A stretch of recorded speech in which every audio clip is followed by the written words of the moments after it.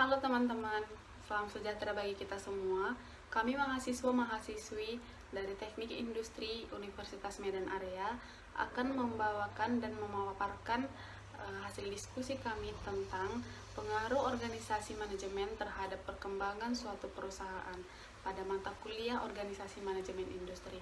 Nah, sebelum kami memaparkan hasil diskusi kami memperkenalkan diri terlebih dahulu. Nama saya Silvia Ningsi Aditya Bakara, NPM 188150129. Nama saya Dimas Dwi Sandi, NPM 188150027.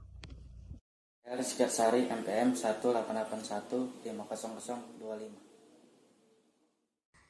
Perkenalkan, nama saya Poppy Daraismita, NPM 188150039. Nama saya Rizky Andika, NPM 188150031. Nama saya Agung Erlanda Putra, NPM 188150029. Nama saya Hebernius Menjunta, NPM 188150021. Perkenalkan, nama saya Trinaldo Sihotang, NPM 188150019. Perkenalkan, nama saya Frana Sanjaya, NPM 188150017. Nama saya Lukasi Cardova, NPM 188150062. Terlebih dahulu, apa itu definisi dari manajemen dan industri? Nah, manajemen adalah suatu proses di mana seseorang dapat mengatur segala sesuatu yang dikerjakan oleh individu atau kelompok. Manajemen perlu dilakukan guna mencapai tujuan atau target dari individu atau kelompok tersebut secara kooperatif menggunakan sumber daya yang tersedia. Dari pengertian tersebut, ilmu manajemen dapat diartikan sebagai kemampuan dalam mengatur sesuatu agar tujuan yang ingin dicapai dapat terpenuhi. Sebetulnya hal ini sudah terjadi di kehidupan nyata maupun kita sengaja ataupun tidak sengaja, kita pernah mempraktikkan ilmu manajemen secara tidak langsung. Industri adalah suatu bidang atau kegiatan ekonomi yang berkaitan dengan pengolahan bahan baku atau pembuatan barang jadi di pabrik dengan menggunakan keterampilan dan tenaga kerja dan penggunaan alat-alat di bidang pengolahan hasil bumi dan distribusinya sebagai kegiatan utama. Industri merupakan suatu upaya sistemik untuk menggerakkan pembangunan ekonomi dan menciptakan kemakmuran dan kesejahteraan masyarakat yang tersusun atas faktor-faktor seperti sejarah, seni dan desain, ekonomi pemasaran, teknologi, geografi, dan dampak sosial. Demikianlah pemaparan yang bisa saya jelaskan tentang manajemen dan industri. Selanjutnya akan dipaparkan oleh teman saya. Terima kasih. Baiklah, di sini saya akan melanjutkan pemaparan yang telah disampaikan oleh teman saya sebelumnya. Sumber daya manusia. Sumber daya manusia dalam suatu industri adalah faktor yang paling menentukan berjalannya suatu industri.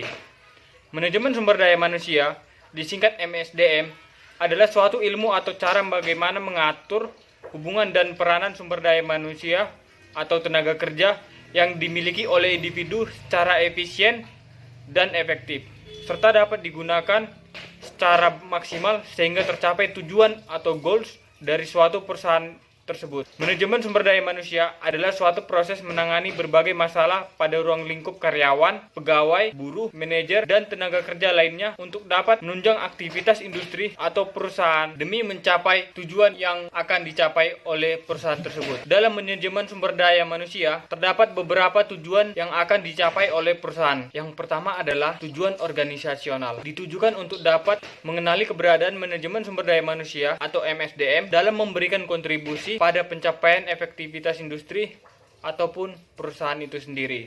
Dan yang kedua adalah tujuan fungsional, yang mana tujuan fungsional ditujukan untuk mempertahankan kontribusi departemen pada tingkat yang sesuai dengan kebutuhan organisasi itu sendiri. Dan yang ketiga adalah tujuan sosial, di mana ditujukan untuk secara etis dan sosial merespon terhadap kebutuhan-kebutuhan dan tantangan-tantangan masyarakat melalui tindakan minimisasi atau dampak negatif terhadap organisasi itu sendiri. Dan yang terakhir, yang keempat adalah tujuan personal, yang mana tujuan personal ditujukan untuk membantu karyawan dalam pencapaian tujuannya. Minimum tujuan-tujuan tersebut adalah untuk dapat mempertinggi kontribusi individual terhadap organisasi. Tujuan personal karyawan harus dipertimbangkan jika para karyawan harus dipertahankan atau dipensiunkan atau dimotivasi. Demikianlah pemaparan dari saya. Selanjutnya akan dilanjutkan oleh teman saya. Sekian dan terima kasih. Saya akan melanjutkan penjelasan dari kawan saya sebelumnya. Manajemen industri. Manajemen industri adalah suatu perancangan perorganisasian, perkoordinasian, dan pengontrolan sumber daya manusia dan sumber daya lainnya untuk menggerakkan pembangunan ekonomi manusia secara sistematis dan tersusun atas faktor-faktor seperti sejarah, seni dan desain, ekonomi pemasaran, teknologi, geografi, dan dampak sosial, sehingga mengandung keunggulan secara kompetitif,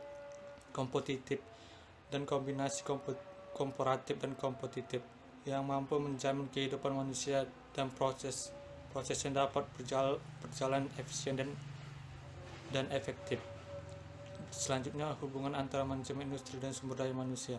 Sumber daya manusia atau singkat SDM adalah tenaga kerja manusia yang dijadikan bekerja pada suatu organisasi atau perusahaan dan industri untuk mencapai suatu tujuan di dalam industri tersebut. Manajemen sumber daya manusia adalah suatu ilmu atau cara bagaimana mengatur hubungan antar peranan sumber daya atau tenaga kerja yang dimiliki oleh individu secara efisien dan efektif serta dapat digunakan secara maksimal sehingga tercapai tujuan bersama perusahaan atau industri. Kaitannya manajer dengan manajemen adalah seseorang manajer dituntut untuk memiliki pengetahuan dan keterampilan dalam bidang manajemen sehingga mampu mengaplikasikan ilmunya untuk mengorganisir dan mengoptimalkan sumber daya yang ada sehingga menjadi lebih efektif dan lebih efisien. Berdasarkan tingkatannya, manajer dapat dibedakan menjadi beberapa tingkat. Yang pertama, manajemen puncak, yang kedua, manajemen menengah, dan yang ketiga, manajemen tingkat bawah. Baiklah, saya akan melanjutkan presentasi dari teman saya sebelumnya, yaitu tentang kompetensi manajer. Nah, kompetensi manajer itu seorang manajer harus memahami proses bisnis yang dipimpinnya dan mempunyai pengetahuan tentang bidang manajerial agar mampu menjalankan industri atau perusahaan dengan baik. Selain pengetahuan yang harus dimiliki seorang manajer yaitu skill maupun keterampilan. Selain itu juga manajer harus memiliki etika profesi. Nah, kompetensi manajer dapat dikelompokkan menjadi 4. Yang pertama itu manajemen skill, kedua human skill, ketiga technical skill, keempat conceptual skill. Nah, apa itu manajemen skill? Manajemen skill yaitu kemampuan dalam menerapkan fungsi-fungsi manajemen. Yang pertama itu planning, organizing, actuating, staffing, coordinating, commanding, budgeting, and controlling. Nah, apa itu human skill? Human skill adalah kemampuan untuk bekerja sama dengan orang lain dan memotivasi orang lain baik sebagai individu maupun kelompok. Yang ketiga, technical skill. Technical skill merupakan kemampuan dalam menggunakan alat, termasuk alat bantu, menerapkan prosedur operasional standar, dan pengetahuan teknis yang berkaitan dengan bidang kerja. Nah, yang keempat adalah conceptual skill. Apa itu conceptual skill? Conceptual skill merupakan kemampuan untuk mengkoordinasi dan memadukan berbagai kepentingan dan kegiatan dalam perusahaan atau industri. Saya akan melanjutkan presentasi dari kawan saya. Saya akan menjelaskan tentang peran manajer. Menurut Isberg, peran seorang manajer dapat dibagi menjadi 3 peran besar, yaitu interpersonal, informasional, dan desisional. Interpersonal merupakan peran manajer yang berkaitan dengan pekerjaan yang berhubungan dengan orang lain dan tugas-tugas yang bersifat seremonial dan simbolik. Informasional merupakan peran manajer yang berkaitan dengan menerima, menyimpan, dan mempersebarluaskan informasi. Sedangkan decision merupakan peran manajer yang berkaitan dengan penentuan berbagai pilihan.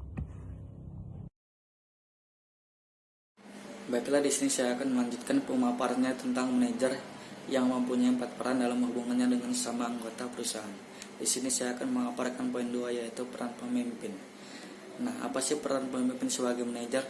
Jadi peran pemimpin sebagai manajer ialah harus mampu memimpin, membimbing, memotivasi, memberikan reward dan punishment, mengatur anggotanya melalui pembagian kerja agar tujuan dapat tercapai. Di poin ketiga yaitu tentang peran penghubung. Manajer sebagai penghubung antar anggota atau antar sumber daya manusia dan pihak eksternal. Nah, apa sih maksud dari manajer sebagai penghubung pihak eksternal? Jadi maksudnya ialah manajer mempunyai hubungan atau koneksi yang baik di dalam internal maupun luar eksternal perusahaan. Di poin keempat yaitu tentang peran informasional manajer. Nah, apa sih peran informasional itu? Jadi sebagai manajer, peran informasional ialah tentang hal pencarian, pengelolaan, dan pendistribusian, baik dari maupun untuk anggotanya. Begitu yang dapat saya paparkan. Selanjutnya akan dipaparkan oleh teman saya. Terima kasih.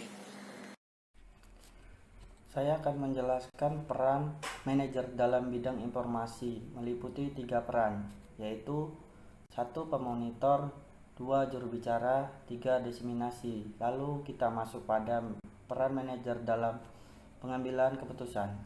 1. Kewirausahaan. Seorang manajer harus mampu mencari berbagai peluang bagi perusahaan yang dipimpinnya. 2. Penyelesaian masalah. Manajer mempunyai tanggung jawab terhadap tindakan perbaikan ketika terjadi masalah yang tidak diinginkan. 3. Pembagian sumber daya. Manajer berperan dalam mengalokasikan sumber daya yang ada. 4. Negosiasi atau juru runding. Manajer bertanggung jawab dalam mewakili perusahaan pada kegiatan negosiasi pada pihak luar perusahaan yang ia pimpin. Fungsi manajemen. Semua organisasi atau industri bahwa untuk dapat bekerja secara efektif dan efisien dalam mencapai tujuannya diperlukan manajemen yang baik. Jika industri bekerja tanpa manajemen yang baik, tentu akan mengalami kesulitan dan hambatan dalam usaha mencapai tujuan yang diinginkan. Manajemen yang baik adalah tulang punggung organisasi yang sukses. Fungsi-fungsi manajemen. Yang pertama, perencanaan. Fungsi perencanaan adalah suatu kegiatan membuat tujuan perusahaan dan diikuti dengan membuat berbagai rencana untuk mencapai tujuan yang telah ditentukan tersebut. Yang kedua, pengorganisasian. Fungsi pengorganisasian adalah suatu kegiatan pengaturan pada sumber daya manusia dan sumber daya fisik lain yang dimiliki perusahaan untuk menjalankan rencana yang telah ditetapkan serta menggapai tujuan perusahaan. Contoh manajemen pengorganisasian. Seperti yang kita ketahui, koperasi adalah lembaga yang dioperasikan dengan kepengurusan dan keanggotaan organisasi yang jelas dan barang atau jasa yang disediakan juga untuk memenuhi kebutuhan anggotanya.